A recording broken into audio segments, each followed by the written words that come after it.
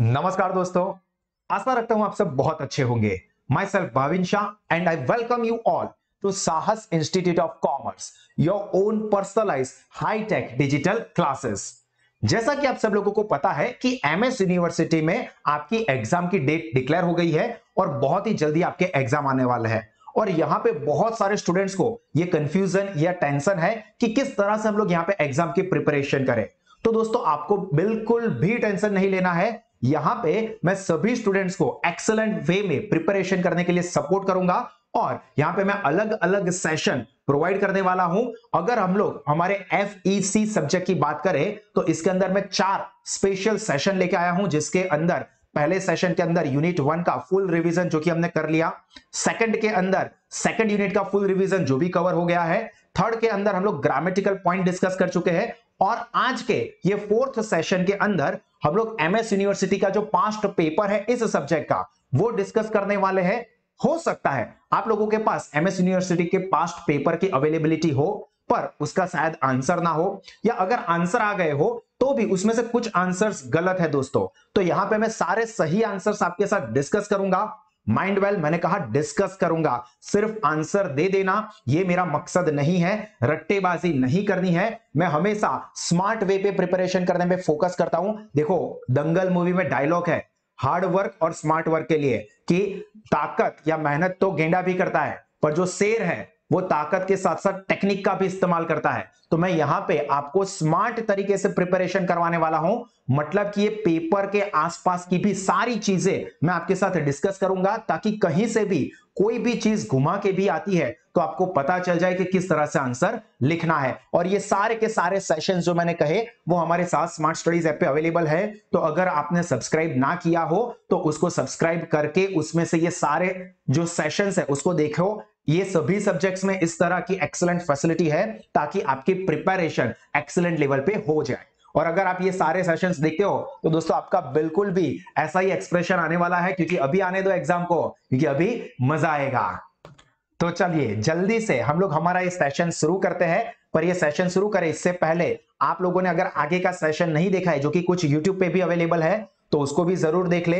इस वीडियो को लाइक करें अगर आपको अच्छा लगता है तो, कमेंट लिखिए, अच्छा लिखा है, अच्छा लगा है तो अच्छी कमेंट लिखिए, अगर नहीं अच्छा लगा है तो बुरी कमेंट लिखिए, कोई प्रॉब्लम नहीं है, क्योंकि मुझे इन सारी चीजों से पता चलता है कि मैं किस तरह से और स्टूडेंट्स को एक्सीलेंट वे पे प्रिपरेशन करवाऊं, आगे किस तरह से सेशन दूं या ना दूं। तो आपकी कमेंट मेरे लिए बहुत इंपॉर्टेंट है। आपके जितने भी फ्रेंड्स FY BCom में है उनके साथ इस सेशन को जरूर शेयर करें। और ये हमारी जो चैनल है साहस इंस्टीट्यूट ऑफ कॉमर्स, उसको अगर सब्सक्राइब करना है तो करें, नहीं करना है तो आपकी मर्जी। इसके ऊपर कॉमर्स रिलेटेड अलग अलग कोर्सेज की इंफॉर्मेशन और कॉमर्स स्ट्रीम में आगे क्या क्या स्कोप्स है उसके बारे में सारी इंफॉर्मेशन मैं टाइम टू टाइम शेयर करता रहता हूं। तो आपको इंपॉर्टेंट लगे तो आप सब्सक्राइब करें, अदरवाइज चलेगा।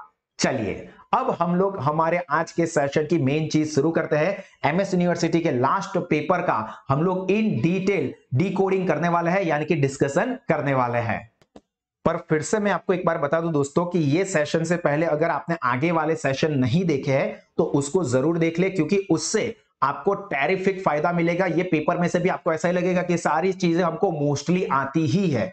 और अगर आगे के सेशन आपके पास अवेलेबल नहीं है तो भी ये पूरा सेशन मैं इतना डिटेल में समझाने वाला हूं कि अगर आप पहली बार भी देख रहे हो और समझ रहे हो तो भी आपको ये सारी चीजें क्लियर हो जाएगी। चलिए, हमारा सबसे पहला MCQ जो कि एग्जाम में पूछा था वो है identify the word from the given option from which the English word language, ये लैंग्वेज वर्ड कहां से आया है, डिराइव्ड मतलब कहां से आया है वो पूछा है। तो अगर यूनिट 1 का पहला ही टॉपिक आपको याद हो तो यहां पे मैंने नोट लिखी है जो कि यूनिट 1 की है, language word is derived from the Latin word, Latin भाषा का कौन सा वर्ड, लिंगवा। अब देखो यहां पे तो हमें सिर्फ यही आंसर पूछा है कि कौन से वर्ड पर से आया है, पर अगर ऐसा पूछा है कि कौन सी लैंग्वेज पर से आया है तो यहां पे या फिर कौन सी भाषा से आया है तो ये लेटिन वर्ड है, लेटिन भाषा से आया है। और ये लिंगवा का मतलब इंग्लिश के अंदर होता है टंग। तो अगर ऐसा पूछा है कि the word lingua has English meaning blank तो वो क्या होगा, टंग। क्लियर। चलिए इसके बाद second MCQ, what is the meaning of Greek word dialektos in English. देखो ग्रीक भाषा का ये वर्ड है डायलेक्टोस, जिसका इंग्लिश में मतलब होता है डायलेक्ट। अब आपको यह पता होना चाहिए कि डायलेक्ट क्या है। ये अलग अलग स्पीच वेरिएंट्स है जो कि यूनिट 1 वाले सेशन में मैं आपको समझा चुका हूं। डायलेक्ट्स है, क्रियोल्स है, ये सारी चीजें।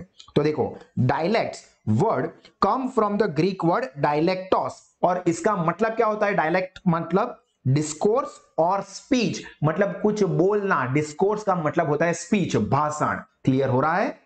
इसके बाद third MCQ, fill in the blank from the given option. Pidgin is also termed as, मतलब पिजिन को और क्या कहा जाता है? तो देखो, पिजिन ये क्या है, ये आपको पहले तो पता होना चाहिए। तो देखो, मैं यहां पे आपको पहले पिजिन का मतलब समझा देता हूं, जो कि यूनिट 1 में मैंने आपको समझाया था। Pidgin is a set of words and phrases, restrictive यानी कि limited in nature and used to communicate in social group where one group dominates the other. मतलब कि यहां पे एक्चुअली में कोई लैंग्वेज है नहीं, पर दो जो कम्युनिटी है या दो कैटेगरी के जो लोग हैं, अपर और लोअर, उनके बीच में कम्युनिकेशन करने के लिए जो बनाया गया है वो पिजिन। मतलब वो कोई स्पेसिफिक लैंग्वेज नहीं है, तो उसके कोई ग्रामर्स, कोई वर्ड्स ऐसा कुछ है नहीं, इसीलिए उसको बैर बोन लैंग्वेज भी कहा जाता है। बैर बोन लैंग्वेज मतलब हड्डी बिना की भाषा। जैसे हमारी बॉडी है तो उसके अंदर हड्डियां नहीं होगी तो हमारी बॉडी खड़ी ही नहीं रह सकती, उसी तरह से यहां पे क्रेओल्स जो है उसके अंदर, सॉरी पिजिन्स जो है उसके अंदर भी कोई ग्रामर या उसके रिलेटेड कोई इंफॉर्मेशन नहीं है, इसीलिए उसको बैर बोन लैंग्वेज भी कहा जाता है। अब यहां पे जो पिजिन है और क्रेओल से उसके बीच में भी कई सारे स्टूडेंट्स को कंफ्यूजन होता है। तो क्रेओल क्या है ये समझ लो। तो क्रेओल इज द पिजिन। देखो, क्रेओल एक तरह के पिजिन ही है, but it is passed down to a second generation of native speaker. मतलब जो ओरिजिनल बोलते थे वो लोग पिजिन पे जाते थे, पर उनकी जब नेक्स्ट जनरेशन आई तो वो शिफ्ट हो गए क्रेओल्स की तरफ। Clear? Then next fourth MCQ, identify from the given option one of the German tribes. Tribes का मतलब आदिवासी। क्लियर? ये ध्यान रखना, ये आपको पता होना चाहिए। दैट इन्वेडेड, इन्वेडेड का मतलब होता है अटैक, हमलो करो, Britain in 5th century AD. 5वीं सदी के अंदर ब्रिटेन के ऊपर कौन से जर्मन ट्राइब्स ने अटैक किया था? तो यहां पे आंसर है दोस्तों एंग्लिश। अब यहां पे एंग्लिश अकेले नहीं थे, पर ये जो ऑप्शंस दिए हैं उसमें से एंग्लिश आंसर है, पर उसके साथ साथ और कौन से ट्राइब्स इन लोगों के साथ जुड़े हुए थे?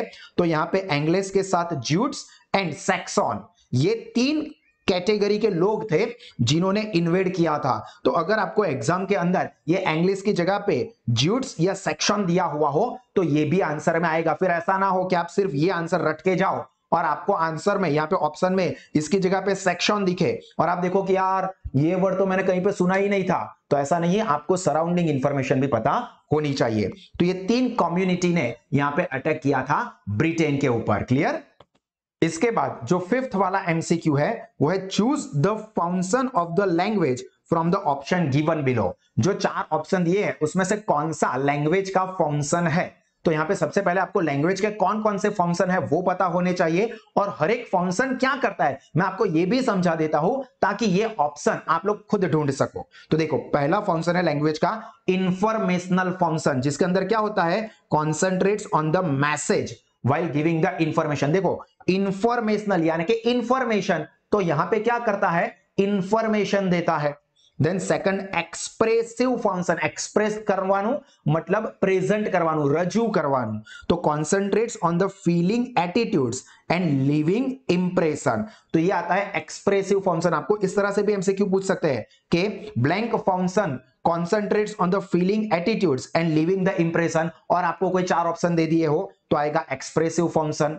अब डायरेक्टिव फंक्शन, डायरेक्शन, दोहरावणी, तो देखो concentrates on influencing the behaviour, influence करવું એટલે પ્રભાવ પાડવો, પ્રભુત્વ આપવું, और एटीट्यूड्स ऑफ द अदर, तो ये कौन सा फंक्शन है? Directive function. Then aesthetic function concentrate on the use of language for the seek of linguistic artefact, and phatic function concentrates on the maintaining the social relationship. तो ये पांच function में से यहां पे ऑप्शन के अंदर देखो कौन सा एकमात्र ऑप्शन आपको दिख रहा है? डायरेक्टिव। बाकी देखो यहां पे नहीं स्पीकिंग आया, नहीं कोऑपरेटिव आया, नहीं टॉकिंग आया, तो फंक्शन कौन सा है? डायरेक्टिव। और उसके अलावा ये 1, 2, 4 एंड 5th भी लैंग्वेज के ही फंक्शन है। एमसीक्यू में ऑप्शन चेंज हो जाए तो कंफ्यूज नहीं होना है, हर एक फंक्शन के बारे में भी समझाया, जिसमें से भी अगर एमसीक्यू बन जाए तो आपको कोई टेंशन लेना नहीं है। Then next MCQ, in which period in the evolution of English language did the great vowel shift took place? Wavell का मतलब क्या होता है? स्वर अने व्यंजन। वावेल मतलब स्वर एंड व्यंजन मतलब कॉन्सोनेंट। तो यहां पे जो ग्रेट वावेल शिफ्ट था, मतलब उस वक्त जिस तरह से वावेल को प्रोनाउंस किया जाता था उसके अंदर बहुत ही बड़ा ड्रामेटिक चेंजेस आया, और वो आया था अर्ली मॉडर्न इंग्लिश पीरियड में। ठीक है, ये आपको याद रखना है। और ये अर्ली इंग्लिश मॉडर्न पीरियड जो है वो कहां से कहां तक का था? 1500 एडी टू 1800 एडी, और उसमें भी सबसे ज्यादा जो हुआ था वो इसी में, यानी कि 18th सेंचुरी में हुआ था। तो अगर यहां पे आपको ऑप्शन चेंज कर दे कि ये जो ग्रेट वावेल शिफ्ट हुआ था वो कौन सी सेंचुरी में हुआ था, तो आप लोग लिखोगे 18th सेंचुरी। ये सारी चीजों आप लोग ध्यान रखोगे। Then next MCQ, who propounded मतलब देना, किसने दिया था? 3 circle theory associated with the expansion of English language. तो ये जो 3 सर्कल थियरी है वो ये 4 ऑप्शन में से, मैं आपको डिटेल पहले बता दूं कि जो इंडियन लिंग्विस्ट है, भारत के भाषा शास्त्री, लिंग्विस्ट का मतलब क्या होता है? भाषा शास्त्री, जिनका नाम क्या था? ब्रज कचरू। नाम थोड़ा और लगेगा, कचरा सेठ जैसा लगेगा, बट ये याद रखोगे ब्रज कचरू। और उन्होंने ये 3 साइकिल थियरी दी थी, और उसके अंदर देखो एमसीक्यू तो यहां पे खत्म हो रहा है, बट उसके अंदर कौन कौन से 3 सर्कल आते हैं वो भी मैं आपको जरा समझा दूं। तो सबसे पहले होता है इनर सर्कल, याद रखना इनर सर्कल, और उसके अंदर कौन सी कंट्रीज आती है? यूएसए, यूके, क्योंकि हमको पता है कि इंग्लिश मतलब क्या, या तो यूएसए का होगा या यूके का होगा, ये सबसे बेसिक है जहां से स्टार्टिंग हुआ था। फिर सेकंड आता है आउटर सर्कल, जिसके अंदर आता है इंडिया, नाइजीरिया, एंड थर्ड आता है एक्सपांडिंग सर्कल, के जहां पे अब इंग्लिश धीरे धीरे और स्पीड पकड़ रही है, जिसके अंदर क्या आता है? चाइना, रसिया, ब्राजील वगैरह। क्लियर? तो ये सारी इंफॉर्मेशन भी याद रखना। देखो दोस्तों, मैं मेरी साइड से हो सके उतना ज्यादा एक एमसीक्यू के आजू बाजू की इंफॉर्मेशन कवर कर रहा हूं, ताकि आपको एग्जाम का कोई टेंशन ना हो। मतलब एग्जाम आए तो टेंशन लेने का नहीं, बोल देने का 4 चवन्नी घोड़े पे, एग्जाम का टेंशन मेरे दोस्त के या मेरे दुश्मन के दिल में। ठीक है, चलिए आगे बढ़ते हैं। नेक्स्ट 8 नंबर का MCQ, in which variety of English does the word pond, pond मतलब तालाब, refers to an artificial body of water. तो ये भी यूनिट 1 में समझा चुका हूं, जो कि है ब्रिटिश इंग्लिश में। ब्रिटिश इंग्लिश के अंदर जो आर्टिफिशियल तालाब बनाते हैं, जो कि गणपति विसर्जन के टाइम पे हमारे गवर्नमेंट भी बनाती है, तो उसको कहते हैं पॉन्ड। जबकि इसी चीज को जो नॉर्थ अमेरिका है, यानी कि अगर अमेरिकन इंग्लिश की बात करें तो वहां पे जो नेचुरली मेड तालाब होता है उसके लिए वर्ड यूज होता है पॉन्ड, जबकि ब्रिटिश में वो आर्टिफिशियल तालाब को पॉन्ड कहते हैं। What is the word for anti clockwise in Australian English? अब देखो क्लॉकवाइज का मतलब क्या होता है कि ये घड़ी है, तो ये बार 1 2 3 4 5 6 इस तरह से घड़ी इस साइड पे मूव होती है, तो उसको कहते हैं क्लॉक डायरेक्शन, यानी कि क्लॉकवाइज। और एंटी क्लॉकवाइज मतलब क्या? रिवर्स जाएगा, 12 11 10 9, ये उल्टा हम करते हैं, उल्टी गिनती हम बोलते हैं ना, वो सिंघम बोलता है ना, आज से तुम लोगों की उल्टी गिनती शुरू। तो ये उल्टी गिनती यानी कि एंटी क्लॉकवाइज, जिसको ऑस्ट्रेलियन इंग्लिश में कहते हैं counter clockwise. Clear? Then 10th MCQ, fill in the blank, the sentence मैं टायर्ड हूं इज एग्जाम्पल ऑफ। देखो मैं टायर्ड हूं, ये टायर्ड वर्ड इंग्लिश है, आजू बाजू वाला हिंदी, मतलब हिंदी इंग्लिश हिंदी, ऐसा सेंटेंस बनाए तो वो किस चीज का एग्जाम्पल है? ऑप्शन दिए butler English, babu English, code switching, code mixing. अब आपके सिलेबस के अंदर ये कोड स्विचिंग और कोड मिक्सिंग है, पर उसके साथ साथ ये बटलर इंग्लिश और बाबू इंग्लिश क्या है ये भी जान लो, ताकि अगर यहां से भी गोल घूम के एमसीक्यू आए तो आप अटेंड कर सको। और उससे भी इंपॉर्टेंट चीज, नॉलेज तो हमेशा होना ही चाहिए। देखो एग्जाम देते हैं मार्क्स लाने के लिए, बट पढ़ाई करते हैं नॉलेज बढ़ाने के लिए। ठीक है, तो नॉलेज को फोकस करना है। तो पहले मैं आपको बता दूं कि बटलर इंग्लिश क्या है। तो बटलर इंग्लिश को बैरर इंग्लिश या तो किचन इंग्लिश भी कहा जाता है, जो कि एक तरह का डायलेक्ट है, जो कि फर्स्ट टाइम डेवलप हुआ था as an occupational dialect in the years of Madras presidency. Madras जो कि आज की तारीख पे चेन्नई के नाम से फेमस है, जो कि पहले मद्रास था। वहां पे ये इंग्लिश शुरू हुआ था, जो कि सर्वेंट लोग या जो किचन में काम करने वाले लोग हैं वो यूज करते हैं। तो वो है बटलर इंग्लिश, जो कि स्पेसिफिकली ये चारों के चारों है ना दोस्तों, ये याद रखना इंडियन इंग्लिश के ही टाइप है, ठीक है। इंडियन इंग्लिश के टाइप में ही बटलर इंग्लिश आएगा, बाबू इंग्लिश आएगा, कोड स्विचिंग, कोड मिक्सिंग। आपको ऑस्ट्रेलियन इंग्लिश, अमेरिकन या यूके यानी कि ब्रिटिश इंग्लिश में ये सारी चीजें देखने को नहीं मिलती है। They are exclusive dialects of the Indian English. Then next is babu English. अब बाबू हमने बाबू साहब है, बाबू मतलब एक जेंटलमैन, एक ऑफिसर लेवल का पर्सन। तो babu English coming from the Bengali word, याद रखना बंगाली वर्ड जो कि जेंटलमैन के लिए यूज होता है। बाबू मतलब जेंटलमैन, ठीक है, बंगाल वर्ड है। Is a dialect of English that first develop as an occupational dialect amongst clerk in the Bengali speaking areas. जो क्लर्क है उन लोगों के लिए या उन लोगों ने ये फर्स्ट टाइम बाबू इंग्लिश को इंट्रोड्यूस किया था। ये भी चीज आप लोग ध्यान रखना। उसके बाद वाली ये दोनों जो चीजें हैं ये ऑलरेडी मैं आपको यूनिट 1 के रिवीजन में समझा चुका हूं। कोड स्विचिंग, कोड स्विचिंग के अंदर क्या होता है, हम लोग स्विच मार जाते हैं। Speaker does not mix the word of one language with other but speaks one language, पहले एक लैंग्वेज में बोलता है and then after switch to the other language, जैसे मैं अभी कर रहा हूं, like I read this sentence in English, और उसके बाद देखो मैं हिंदी में शिफ्ट हो गया, हवे हूं गुजराती में बोले, तो पहले इंग्लिश, हिंदी, गुजराती, मतलब मैं क्या कर रहा हूं, स्विच कर रहा हूं। तो यह कोड स्विचिंग, ठीक है। जबकि यहां पे तो क्या है, एक ही सेंटेंस में हिंदी, इंग्लिश, हिंदी। तो देखो code mixing, mixing of two words, phrase और सेंटेंस ऑफ टू और मोर लैंग्वेज। देखो मैंने यहां पे क्या किया, हिंदी, इंग्लिश, हिंदी वर्ड्स को कंबाइन किया, तो वो क्या है, कोड मिक्सिंग। जैसे कि यहां पे पूछा हुआ ही है और ये टेक्स्ट बुक में दिया हुआ ही सेंटेंस है, मैं टायर्ड हूं। क्लियर हुआ आप लोगों को?